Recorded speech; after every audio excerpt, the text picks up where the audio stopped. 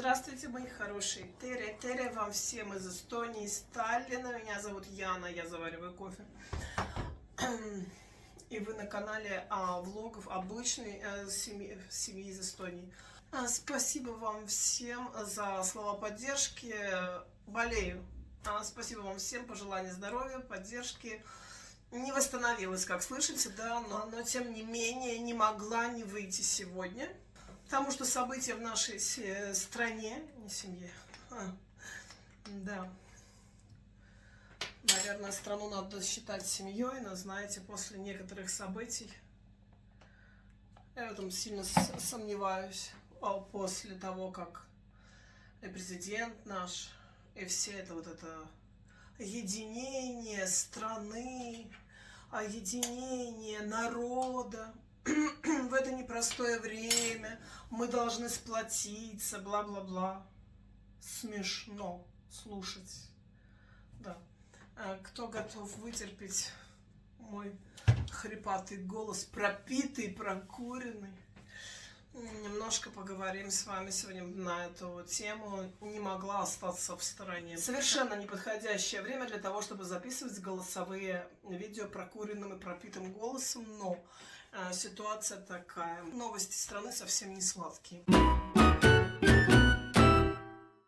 Самая обсуждаемая тема сейчас это как Риги Коку в ускоренном порядке подправил Конституцию, и вчера Риги Коку лишил права голоса всех иностранных граждан и серопаспортников. Но серопаспортники смогут проголосовать еще один раз осенью 2025 года. И это все. Больше они не имеют права ни на какое выражение собственного мнения и собственного выбора. В стране, в которой они прожили более 30 лет. Очень многие спрашивают, что такое серый паспорт, Яна, и что такое, вообще что это? Серый паспорт – это паспорт лица без гражданства, паспорт иностранца. Эти паспорта в основном имеют люди, те, которые всю жизнь прожили в Эстонии, всю жизнь работали на ее благо, платили налоги, вы знаете, работали очень хорошо. Многие с наградами, многие с орденами, многие с почетными грамотами. Всю жизнь служили стране, и теперь через столько лет их лишили права голоса. Типа сдавай язык и будь гражданином этой страны. Но не все люди способны сдать эстонский язык для того, чтобы получить гражданство. У меня вопрос такой: неужели людям, которые 30-40 лет достойно прожили в этой стране, в каком-то упрощенном порядке нельзя выдать это самое гражданство? А после распада Советского Союза, когда Эстония отделилась, многие взяли эстонские паспорта, смогли сдать на язык, а кто-то не смог сдать на этот язык, потому что или возраст, ну никак, не всем дается язык, да? Вот, и тогда они взяли эти серые паспорта. И вот этих людей сейчас лишили права влиять на жизнь в стране, в которой они сами же живут и сами работают. Ну, лишили не только их, лишили еще граждан третьих стран, России, Беларуси.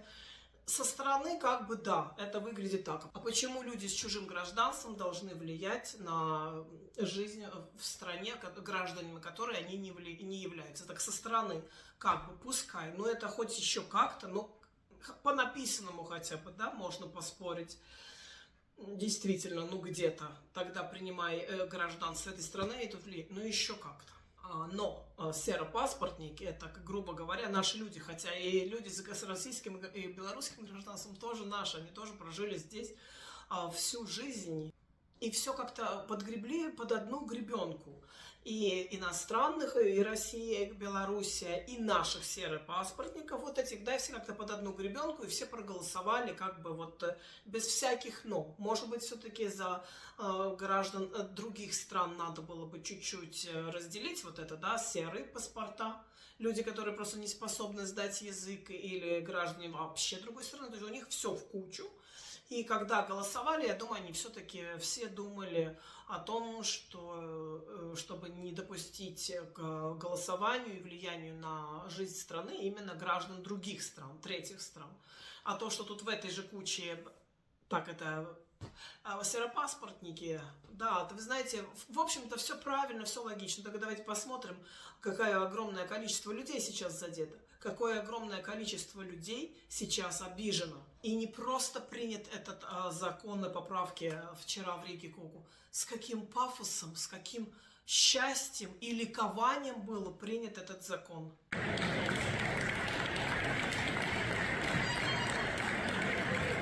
Риги Коку аплодировал стоя. 97 человек было за то, чтобы лишить людей права голоса. Это порядка 150 тысяч людей в нашей малюсенькой Эстонии. 97 человек было за, и против была партия, центристская партия. Если бы я была в зале заседания, я бы тоже голосовала против. Мне кажется, именно вот это ликование людей сейчас обидело больше всего.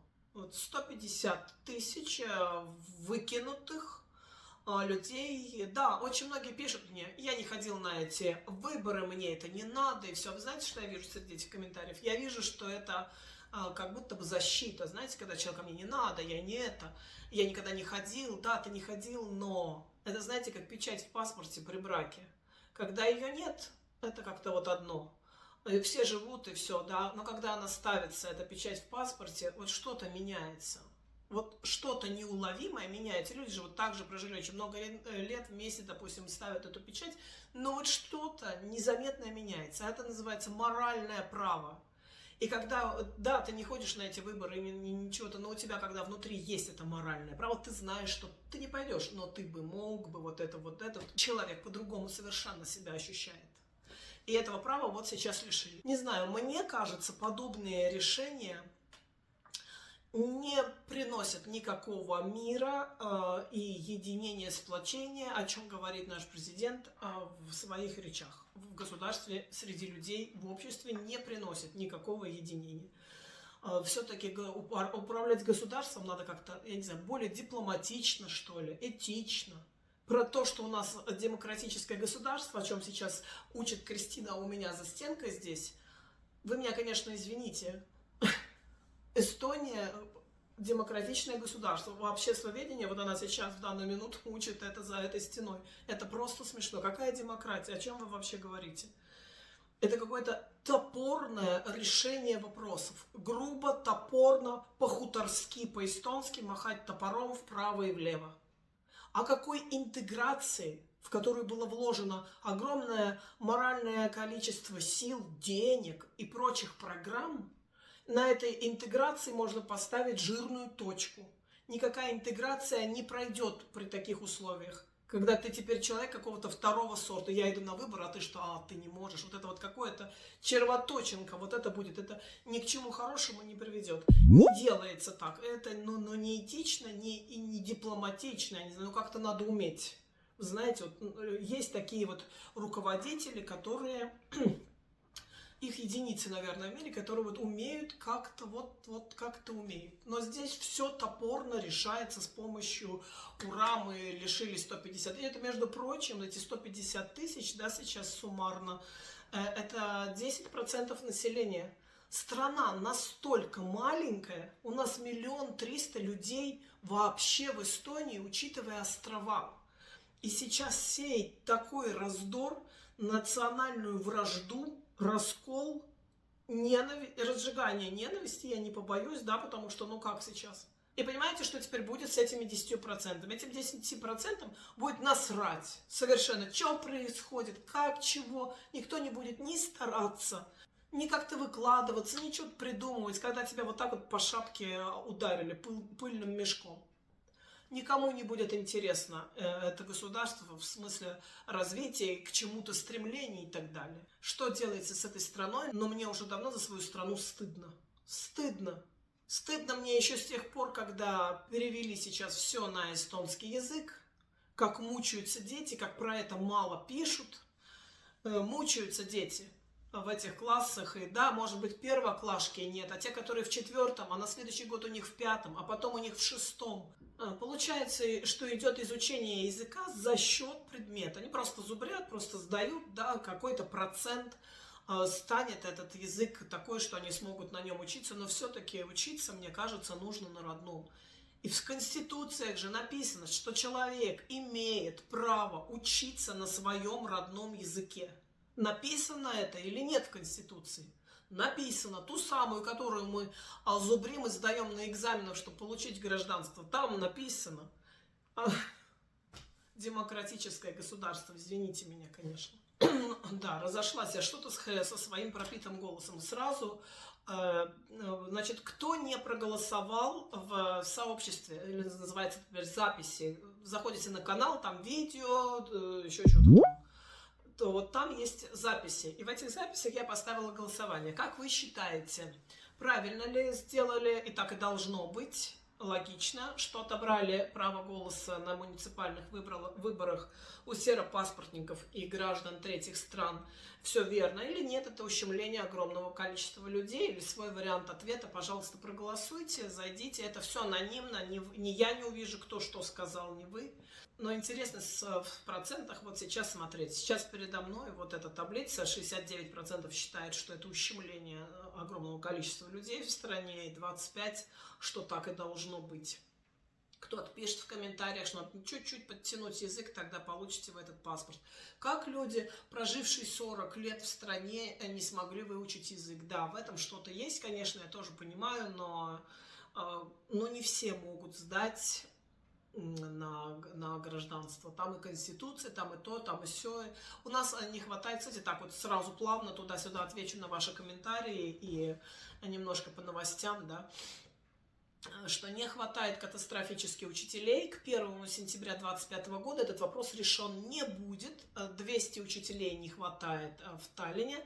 Сейчас истекает срок того, что те, которые учителя брали отсрочку, или там вот эти вот педагоги, да, чтобы сдать на, что у них там, С1, вот, сейчас, если они все на курсы, все ходят, все вкладываются в эти деньги, все несчастные люди после работы, отпахав в детском саду или в школе, идут на эти курсы и учат эти буквы, и учат эту грамматику, и все, если они сейчас не сдадут на С1, они не сдадут на С1, поэтому не будет вот этих 200 учителей. Тогда уже предлагается электронное что-то такое, там один учитель будет преподавать математику сразу в нескольких школах, в нескольких классах, в каком-то электронной какой-то среде, ну, в общем, выкручиваются как могут, а знания, образование катятся вниз, конечно, уровень у нас очень слабое образование в стране. Так, еще был вопрос, сейчас заодно отвечу сразу. Мужчина спрашивает: Максим, уважаемый, а мне интересно узнать, учат ли русский язык эстонцы в школах. Если нет, то как они разговаривают с больше, чем половиной таллинцев? К примеру, врач-эстонец как с русскими диалог ведет, тем более, что русские платят. Русский язык в эстонской школе можно взять как второй иностранный по желанию. И сейчас, в связи с последними событиями, спрос на русский язык в эстонских школах очень сильно упал. А раньше эстонский язык был с 6 класса обязателен в эстонских школах. Они учили в 6 классе алфавит, та-та-та и так далее. То есть, поэтому то поколение, которое там училось, разговаривает с половиной таллинцев, как вы пишете, еще на русском. Вообще-то очень много сейчас людей, тех, которые уже не знают русский, и как они разговаривают с половиной таллинцев. Половина таллинцев должна разговаривать с ними на эстонском. Не будут они на русском. На русском будут те, которые хоть сколько-то чего-то могут, и непринципные такие вот в этом деле, ну, я не знаю даже, как сказать, добрые люди, нормальные, которые не будут вставать в позу и так далее. Вот они, кто может, они разговаривают, всегда ответят. Также про врачей. Кто может, как человек просто, да, те отвечают на русском. А в общем-то нет. Очень много таких прецедентов было, когда выгонял врач из кабинета и говорил, что я не буду обслуживать на русском языке. Очень много было таких скандальных статей в СМИ, что врач выгнал, врач не стал обслуживать и так далее, что мои раки, это я не разговариваю на русском, и типа убирайтесь. Было и не один раз. Да, вот так у нас.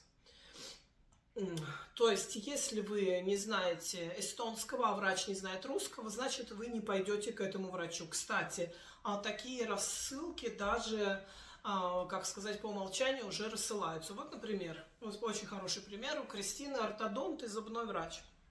И когда мы только первый раз записывались к этому врачу, на эти брекеты, на все, мы не видели ни врача, они не видели нас, и нам сразу пришло уведомление такое, хотя у нас эстонская фамилия и все, то есть они массово это всем рассылают, что имейте в виду, вот вы выбрали этого врача, этот врач не разговаривает на русском, он не умеет на русском. Вот, и она очаровательная, совершенно наша врач. И она не разговаривает на русском, не потому что она в позе стоит, она просто не знает ни слова. Но она изумительная, да, надо знать язык. Без языка это логично. Я всегда говорила и говорю, и я поддерживаю это, да, что если ты живешь в этой стране, ты должен знать язык. Это безусловно, я от этого не отказываюсь. Ты должен знать эту культуру, ты должен знать их праздники, не их, а наши. Это наша страна, это наша родина. Прожить здесь 40 лет и не мочь говорить на эстонском, я считаю, это тоже недопустимо. Но говорить и сдать на гражданство — вещи разные. Да, мы можем все разговаривать, даже по работе разговаривать, но сдать на язык — это другое совсем. И не все эстонцы сдают на эстонский, на вот эту там С1 или на гражданство или что. Это очень сложный экзамен просто. Я про это. А то, что язык страны, в которой ты живешь, ты должен знать беспрекословно, я не спорю нисколько, я это всегда поддерживаю, я всегда об этом говорю. Как можно прожить 40 лет и не говорить? Да. Я еще сейчас скажу, что как можно прожить 30, 20, 40 лет и не говорить на эстонском. Но говорить и гражданство — разные вещи, еще раз. Так что, если вас выгонит эстонский врач, об этом, может быть, даже напишут в газетах, но вас выгонят, да, и все этого врача еще и поддержат. Да, покричат в комментариях, и врач будет прав, никого никто не уволит. Угу. Так, еще какой-то вопрос был. А у вас, по-моему, про образование, Максима, был, что нельзя учиться на русском языке в Эстонии. Так ли это? Да, так. С 1 сентября 2024 года 1 и 4 классы перешли полностью на эстонский язык. Детские сады перешли полностью на эстонский язык. И дальше это будет, ну, понимаете, да, цепочкой. Гимназия уже давно на эстонском, или там 60/40 по процентам на эстонском, или все на эстонском. В институты только на эстонском, профтехучилища, наверное, тоже все. Или тоже с каким-то процентом. Да, не дают учиться на родном языке, в этой стране учиться невозможно. Хотя это прописано в законе, да, это ужасно. Это ущемление прав безусловное. Да, на все хватает денег, на выковыривание символики, на выковыривание звездочек, снос памятников. Вот именно это, видимо, ну, совершенно не дает вот этого счастья, наконец, в стране. Вот теперь выковырили все звездочки, снесли все памятники, теперь отобрали право голоса, и теперь все будет хорошо. А вот теперь-то заживем. У нас нет ни своего производства, у нас нету ничего, абсолютно ничего, мне тут нечего вот это. У нас ничего нет. Все похерено, простите, и производство, и все. Один за другим только закрывается. Эта фабрика закрылась, этот завод закрылся, это закрылось, банкрот, кафе, банкрот, все время только банкрот, все не вытянули, все не смогли. Но зато деньги находятся на то, чтобы отковырять звезду с очередного дома. Со стервенением похлопать с счастьем, что лишил 150 тысяч жителей голоса, права какого-то морального, да, такого ощущения. Это только несет раскол, это только несет ненависть, пофигизм. И очень многие пишут: а мне пух, а мне это, а мне то. Да, конечно. И когда тебя ни за кого не считают, и тебе тоже будет пофиг. Ну, в общем, вот такое. Видео какое-то с хриплым голосом, но я не могла молчать. Вообще не должна была сегодня ни с этого начать, и вообще не сегодня. И совершенно вот просто села и выплеснула. Да. Пишите ваше мнение. Я много здесь читаю, конечно, что вы пишете, что да, это правильно и так далее. Давайте подискутируем. Мы не будем ругаться, мы будем стараться дипломатично, да, говорить об этом. Жду ваших комментариев, жду вашего мнения и обратной связи. А сегодня постараюсь уже записывать наши рядовые с вами влоги о жизни, то все, так сказать, просто, ну, тема такая горячая сейчас была. Спасибо всем, кто выслушал. Жду ваших комментариев. Напишите, пожалуйста, мне свое мнение. Это площадка этого канала, где можно немножко пообменяться этим мнением, поговорить а может быть, мы с вами чего-то решим. Сегодня, кстати, перед Риги Куку центристы устроили уже сейчас, идет пикет, забастовка против нынешнего правительства и о том, что нужно менять правительство в срочном порядке. Все, сейчас с вами прощаюсь. Подписывайтесь на канал, ставьте лайки, пишите, что вы думаете про будущее нашей страны.